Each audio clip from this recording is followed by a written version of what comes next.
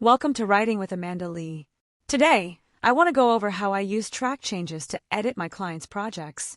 This will give my clients a better understanding of how to respond to changes made within the document. As specified on my website, writingwithamandalee.weebly.com, I allot 3 edits per session for most of my services. I provide edits in 3 stages: formatting changes, grammar and punctuation, and line edits. We're going to go over each stage today.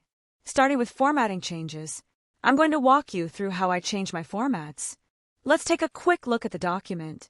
Here we have a ChatGPT-generated short story, 3 pages and 798 words in length.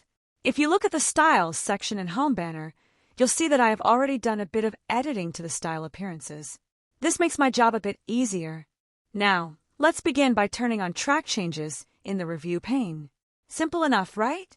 Now we're going to go back to the Home pane so we can get started on the formatting changes we need to make. I'm going to begin by highlighting everything under the title line. This is the body of the document. Therefore, it needs to be indented properly. When I click on Normal in my document, it will automatically add the proper indentation for each paragraph.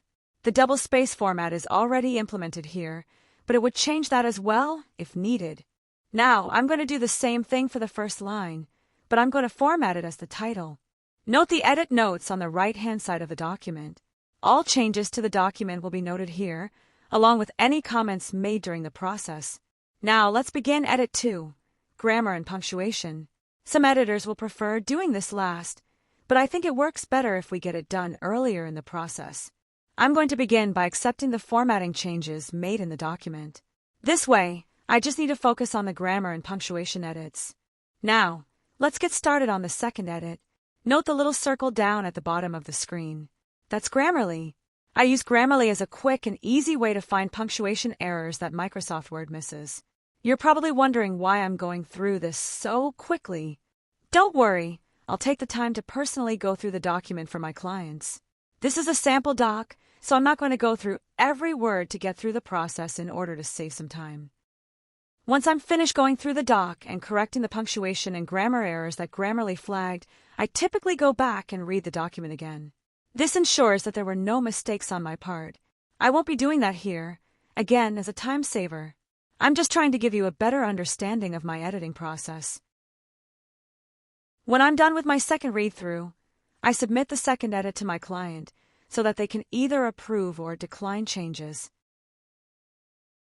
Now, let's move on to our final edit. Edit 3, Line Edits and Rewrites. This section will be a bit more extensive, so I'm going to speed the clip up even more. Once again, we're going to start by accepting the changes. That way, we just have to focus on the third and final edit.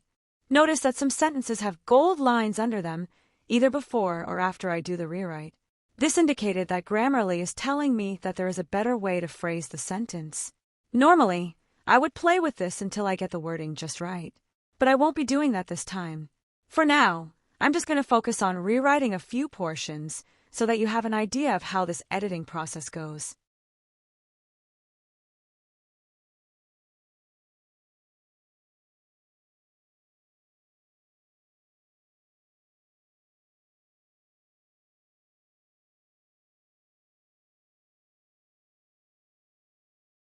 Once I'm finished with this edit, I'll send it back to my client to get their final thoughts on the project in its entirety. Changes will not be applied to the final document until the final payment has been made. When the client approves the final edits, I'll go in and accept the final set of changes. Now the document is ready to be returned in its entirety.